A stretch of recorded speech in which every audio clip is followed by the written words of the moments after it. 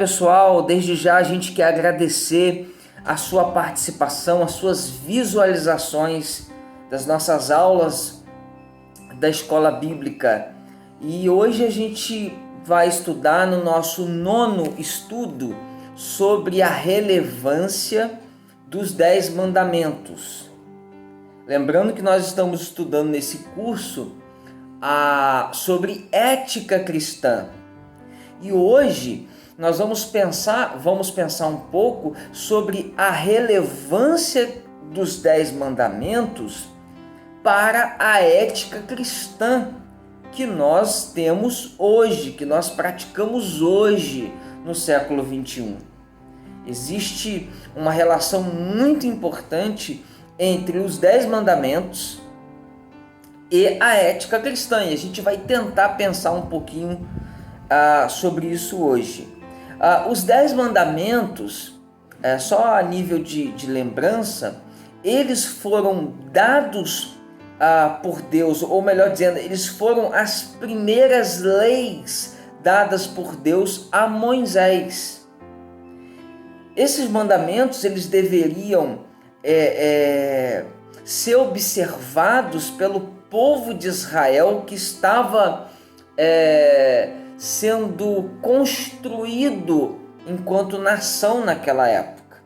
Esses mandamentos, eles expressavam a vontade de Deus para o seu povo, Israel, que deveria observar tais leis como povo da aliança, como povo que havia sido escolhido por Deus para ter uma aliança com Ele.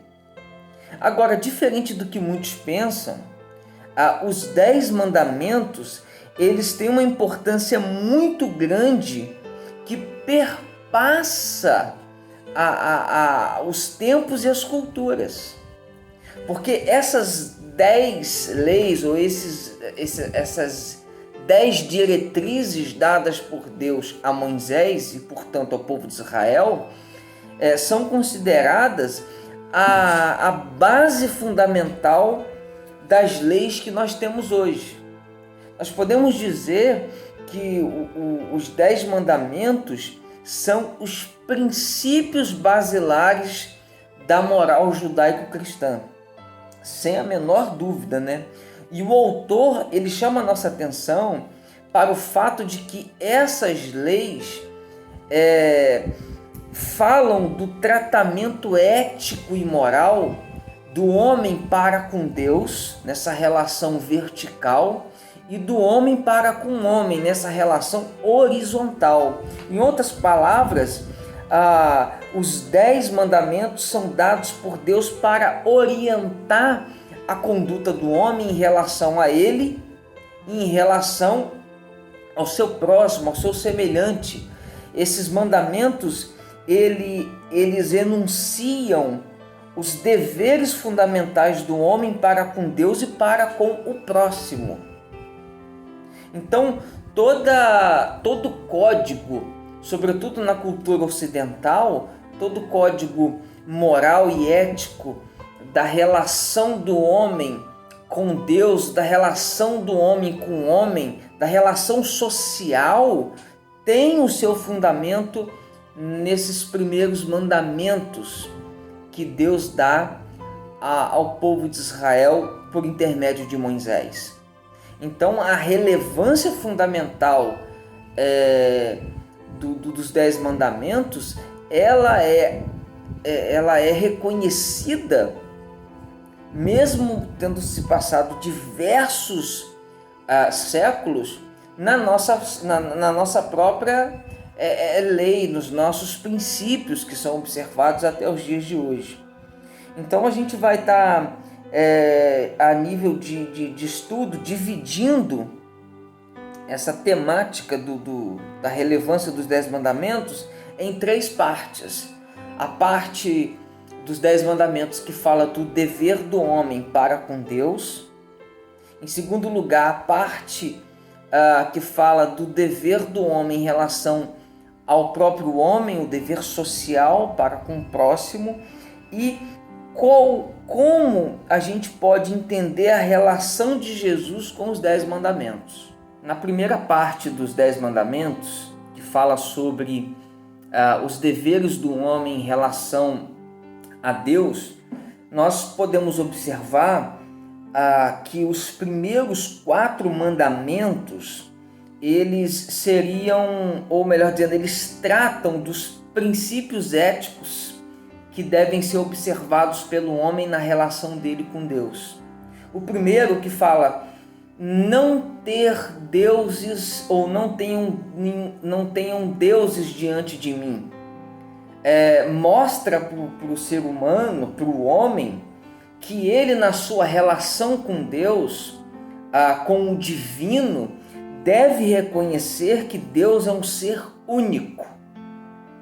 É o Criador do universo, é a única fonte da existência e que, portanto, não deve ser confundido com as falsas divindades. Naquele caso específico, Israel está sendo orientado a não confundir o Deus Criador dos céus e da terra com os falsos deuses que eram celebrados e cultuados e reconhecidos pelos povos que o cercavam. Então, esse primeiro mandamento ético da relação do homem com Deus frisava muito isso: não confundir o Deus único com as falsas divindades. O segundo mandamento estava muito ligado ao primeiro. Além de não ser confundido com as falsas divindades, o povo de Israel, ou o ser humano na sua relação com Deus, não deve tentar representar Deus por intermédio de imagens ou símbolos concretos, como era costume naquela época. Deus é indefinível. Deus não pode ser confundido ou representado, melhor dizendo, através de imagens concretas, de símbolos concretos. Porque fazer isso é rebaixar Deus, é diminuir a representatividade de Deus a coisas imperfeitas, limitadas e pequenas que nós encontramos no nosso mundo concreto, no nosso mundo terreno, material. A imagem de Deus, essa é a ideia do segundo mandamento, né? Não deve ter uma referência concreta no mundo, porque Deus é espírito, a essência de Deus não é material. O terceiro mandamento fala sobre a santidade de Deus. O homem deve se referir a Deus com reverência. O homem não deve falar de Deus e tratar ou se relacionar com Deus de maneira leviana. O nome de Deus representa, digamos assim, o caráter de Deus, o caráter santo de Deus. Então o homem não deveria nem mesmo falar do nome de Deus de maneira leviana. E isso era tão forte na cultura do povo judeu que eles nem sequer mencionavam o nome de Deus, por medo de profanar de alguma forma o nome de Deus. Então isso é muito forte, essa reverência na relação com Deus é um ponto muito forte aqui nesse terceiro mandamento. E o quarto vai falar sobre o sábado. E esse mandamento sobre guardar o sábado é uma ênfase, digamos assim, e o autor fala muito sobre isso aqui, na soberania de Deus. O homem deve reconhecer a soberania de Deus guardando um dia específico, um dia de repouso, para santificar-se ao culto e ao serviço a Deus. Então, basicamente, esses 4 primeiros mandamentos falam desse tratamento do homem que o homem deveria ter em relação a Deus. Agora, nós vamos pensar sobre os mandamentos que falam sobre a relação do homem para com o próprio homem. A partir do 5º mandamento, nós vamos encontrar as leis, as normas que deveriam regular a relação do homem para com o seu próximo. Nessa segunda parte dos 10 mandamentos, nós temos os princípios éticos e morais que os homens, ou que o homem deve observar na sua relação com o próximo. E aqui é válido ressaltar que todo compromisso ético com Deus deve desembocar no compromisso ético para com o próximo.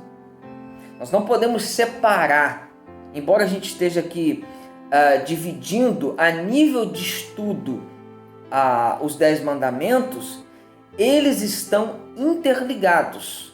Todo compromisso ético, repito, com Deus ou para com Deus, vai desembocar no compromisso ético e moral para com o próximo. Isso está estritamente ligado. Isso não pode ser separado.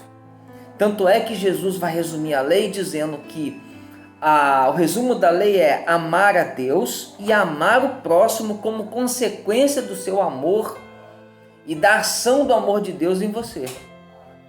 Então a gente precisa deixar isso bem claro. Bom, o 5º mandamento aqui, mas o primeiro mandamento que fala dessa relação do homem para com o homem, fala sobre honrar os pais. Ora, o homem deve reconhecer a autoridade de Deus e reverenciar a Deus porque Deus o criou. Mas aqui a gente vê o seguinte: o homem deve reconhecer a autoridade, deve respeitar os seus pais, porque eles lhe geraram. Deus gerou a vida, mas você foi gerado pelos seus pais. Eles merecem respeito. Eles merecem ser honrados por isso. Então, esse respeito à autoridade paternal e maternal tem a sua origem nesse mandamento que Deus deu a Moisés, nesse 5º mandamento. O outro fala sobre a sacralidade da vida. A vida humana é sagrada, não matar. Por quê? Porque você não é o dono da vida e você não gerou a vida. Deus é que gerou a vida. Logo, ninguém tem o direito de tirar a vida do outro. Então, todo o nosso Código Penal, por exemplo, esse conceito de que não se deve matar vem desse mandamento. Então, aqui caberia falarmos muitas coisas, mas nós não temos esse tempo. Mas esse valor da vida, ele é extremamente expresso aqui nesse mandamento. Terceiro, sobre a família. A família é sagrada. Não cobiçar a mulher do próximo. Fala sobre a importância da família. Não corromper a família, o casamento, o matrimônio. Depois fala sobre o respeito à propriedade alheia. Você respeitar a propriedade do outro. Tudo que a gente tem de leis hoje sobre o respeito à propriedade privada e por aí vai, tem a sua origem nesse mandamento. Algo que é seu não pode ser tomado pelo outro e você não deve tomar aquilo que é do outro. Isso deve ser bem delimitado, bem definido.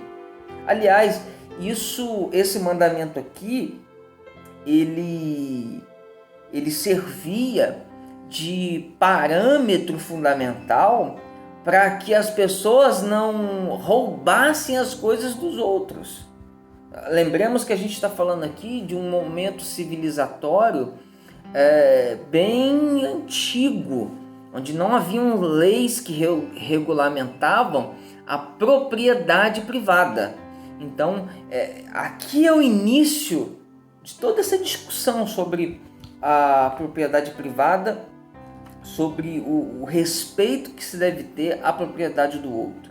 Não tomar as coisas do outro à força, né? Depois fala sobre a justiça, o nosso quinto tópico aqui. O homem deve agir com honestidade e transparência na sua relação com o outro. Não dar falso testemunho. Não falar aquilo que é mentiroso em relação ao outro, nas suas relações públicas, enfim. E por último, controlar os desejos, não cobiçar. Ou seja, o homem deve controlar tudo aquilo, todo desejo ruim que pode conduzi-lo a afetar o outro de alguma forma. Então, se você for observar, todos os parâmetros éticos e morais que são utilizados para regulamentar a vida em sociedade, sobretudo na cultura ocidental, nos países de cultura ocidental, têm como base, como fonte fundamental, esses mandamentos que Deus deu a Moisés naquela época ao povo de Israel. Então isso por si só já comprova com toda evidência a relevância dos 10 mandamentos. Por fim, como que Jesus se relacionava com a lei?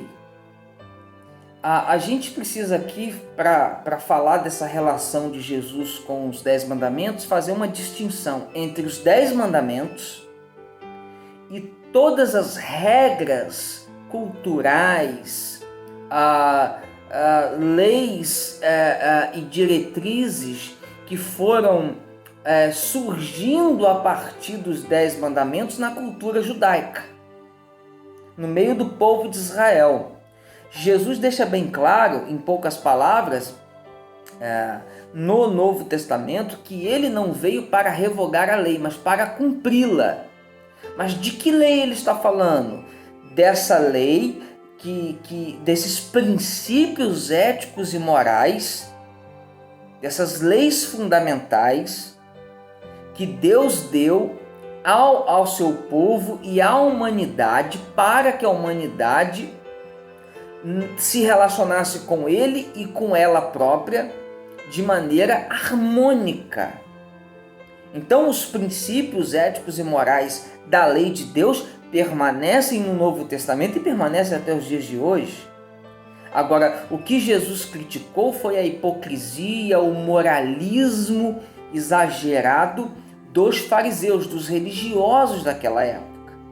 Então, Jesus não tinha uma relação, não desenvolveu, melhor dizendo, uma relação de ruptura com a lei de Deus. Pelo contrário, ele aprofundou a interpretação da lei, que naquela época era visto o seguinte: